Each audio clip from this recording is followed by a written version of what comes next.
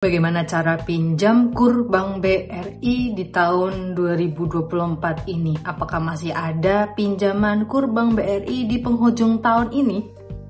Simak terus paparan saya.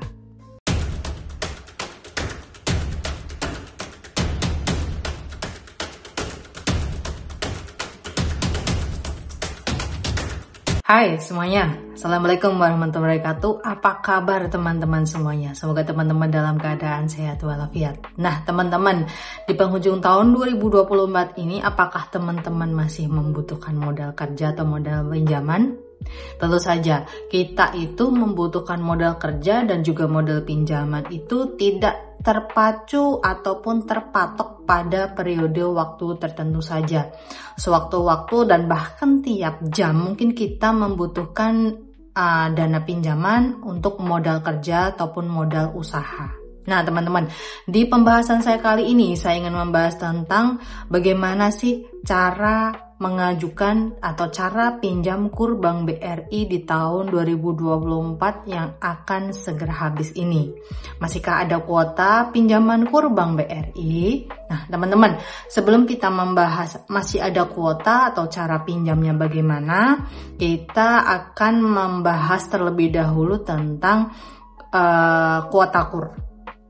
Jadi teman-teman, di tahun 2024 ini memang pemerintah banyak mengucurkan dana KUR yang disalurkan di tiap-tiap perbankan ataupun bank pembiaya. Bank pembiaya ini sudah ditunjuk pemerintah, divalidasi oleh OJK dan juga BI, disahkan sebagai penyalur dana pinjaman KUR. Jadi teman-teman tidak perlu khawatir lagi kalau teman-teman mungkin ditawari nih non lembaga perbankan, misalkan koperasi Pegadaian yang mereka juga menawarkan pinjaman KUR. Itu betul, memang mereka sudah ditunjuk oleh pemerintah sebagai lembaga penyalur KUR di tahun 2024 ini. Lalu di tahun 2025 apakah mereka masih ditunjuk sebagai lembaga yang bisa menyalurkan pinjaman KUR selain perbankan? Tentu saja nanti akan dilihat lagi teman-teman di awal tahun depan, di awal tahun 2025 nanti akan dilihat lagi apakah mereka masih cocok dipergunakan sebagai lembaga penyalur non perbankan untuk menyalurkan pinjaman KUR. Nah teman-teman, salah satu lembaga penyalur pinjaman KUR ya ini Bank BRI. Nah di Bank BRI ini sudah sejak lama sekali ditunjuk oleh pemerintah sebagai lembaga perbankan yang menyalurkan pinjaman KUR. Jadi teman-teman tidak perlu lagi mengkhawatirkan validitas atau keabsahan Bank BRI dalam menyalurkan pinjaman KUR Bank BRI-nya ya. Karena awal mula dulu BRI itu penyalur utama KUR teman-teman. Di tahun mungkin 10-15 tahun terakhir Bank BRI ini sebagai lembaga penyalur KUR yang utama yang dipercaya oleh pemerintah. Kalau sekarang itu biasanya dibagi-bagi sama rata. Kalau dulu hanya terpusat pada Bank BRI. Makanya dulu ada jargon-jargon tertentu di masyarakat bahwa BRI, Bank Rakyat Indonesia. Karena apa? Karena mereka itu menyalurkan KUR itu lebih banyak, membantu rakyat kecil menengah itu lebih banyak dibandingkan bank-bank yang lain yang dulu mungkin belum ditunjuk pemerintah sebagai lembaga keuangan perbankan yang bisa menyalurkan KUR. Nah, tapi di zaman sekarang ini yang sudah mulai berkembang, KUR ini tidak hanya berfokus pada satu bank yakni Bank BRI, tapi di bank-bank yang lain pun sudah ditunjuk pemerintah untuk bisa menyalurkan pinjaman KUR Bank BRI. Pinjaman KUR saya ralat. Nah, berfokus pada KUR Bank BRI, lantas apa saja sih syarat-syarat yang harus teman-teman penuhi sebelum teman-teman ini pinjam uang lewat KUR Bank BRI? Nah, syarat-syarat untuk teman-teman bisa pinjam uang di Bank BRI, teman-teman harus sudah berusia 21 tahun atau sudah menikah. Kalau belum menikah, melampirkan surat keterangan belum menikah seperti biasa yang divalidasi oleh kelurahan RT RW setempat yang meyakinkan bahwa teman-teman belum menikah beneran loh, bukan kaleng-kaleng. Kalau misalkan janda atau duda bisa tidak? Bisa.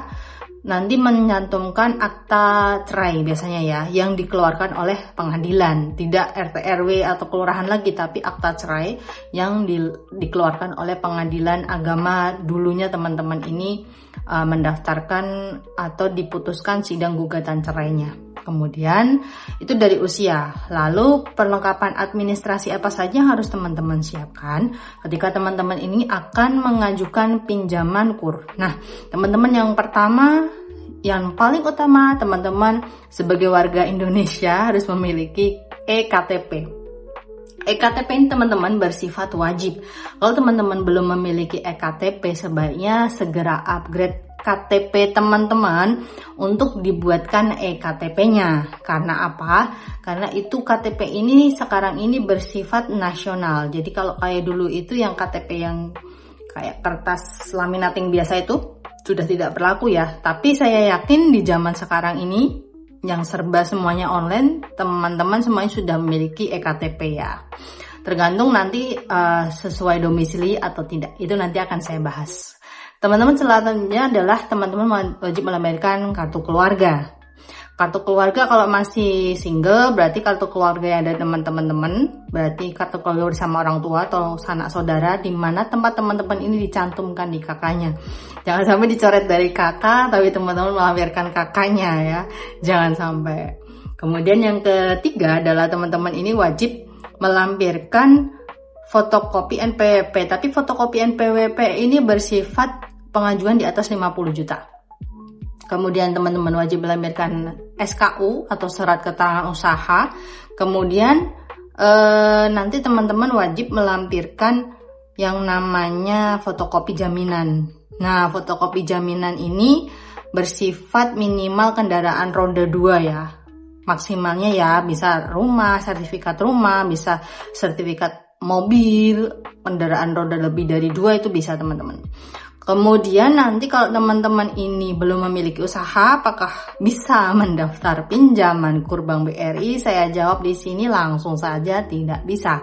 Jadi teman-teman sudah wajib memiliki usaha, minimal sudah berjalan 6 bulan, dibuktikan dengan tadi yang poin keempat ya. Teman-teman sudah memiliki SKU. Jadi SKU ini diterbitkan oleh kelurahan setempat yang memvalidasi bahwa warga negara kelurahan saya ini benar-benar memiliki usaha berupa apa. Nanti akan dicantumkan di surat keterangan usahanya.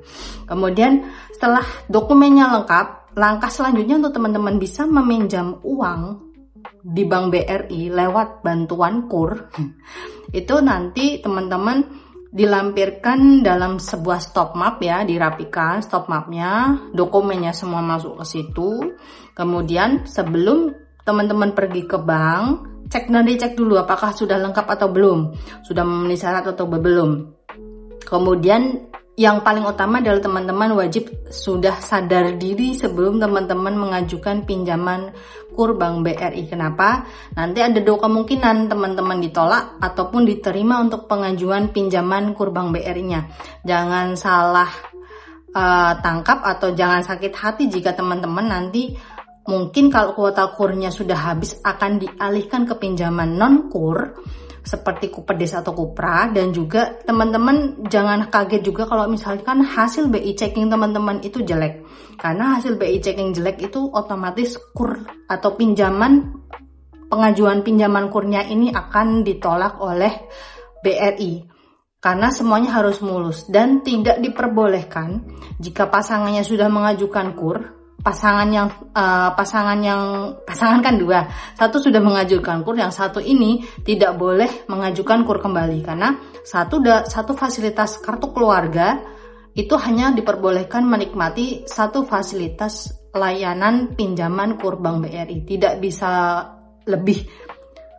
Kalau misalkan teman-teman ini butuh banget, mungkin nanti akan dialihkan ke pinjaman yang Kupra ataupun Kupedes. Yang penting nanti teman-teman harus reminder dulu, harus juga tahu diri, harus juga sadar diri bahwa teman-teman ini sudah meminjam atau belum, atau pasangannya sudah pinjam atau belum, kolektibilitas BI checkingnya bagus atau tidak. Nah, sebelum teman-teman nanti ditolak pengajuannya.